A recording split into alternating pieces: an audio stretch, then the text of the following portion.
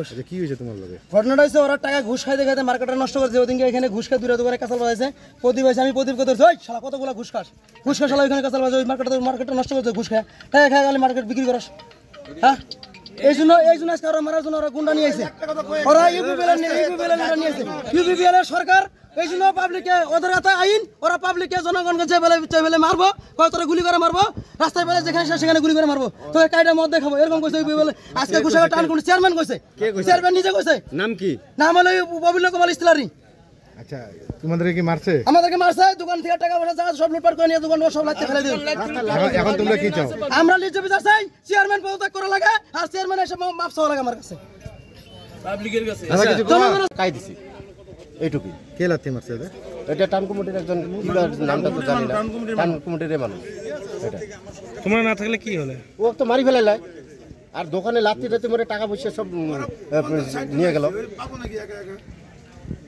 ও লাত্তি মারা দেওয়ার লগে লগে আমার সব দোকান যত আছে দৌড়ি আসে। আইন লাগে, উচিত আইন লাগে, উচিত আইন না হলে এরা আমার একদম দোকান বন্ধ থাকে। পুলিশ আইছে না? পুলিশ তো আইছে, পুলিশ আমি মাতিছি, পুলিশক আমরা দেখাইছি।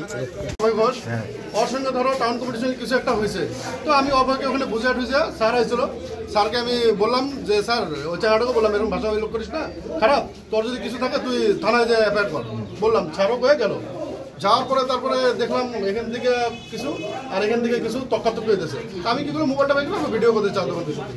ভিডিও করার পরে এখান থেকে সবাই গেল, ওরাও আসলো, হুলুস তুল কতগুলো চ্যাংরা আসলো, হ্যাঁ বড় চ্যাংরা, মাস্ক লাগাইছে, কিছু লাগাই নাই, হুলুস তুল চা পাইছে, পাথর লাঠি, হুলুস তুল মারপিট, মানে অ্যাটেম্প টু মার্ডার।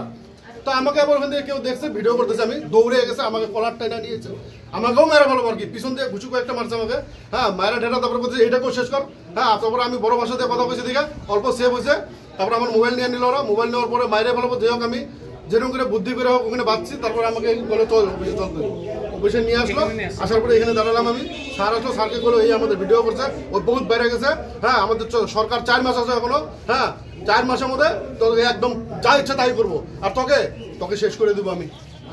বড় ভাষাতে বলো, এটা বড় ভাষাতে আমি বুঝি ভাই, হ্যাঁ স্যারকে বলো একে আমি কয়েকদিনের মধ্যে আমি শেষ করে দেবো।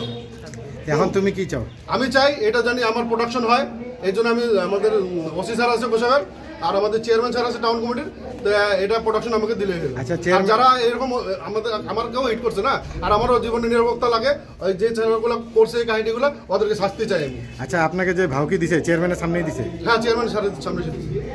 চেয়ারম্যান কিছু বলে নাই? না উনি বলছে এগুলো করতে লাগে না, এগুলো লাগে না, বুঝিয়ে দিছে উনি।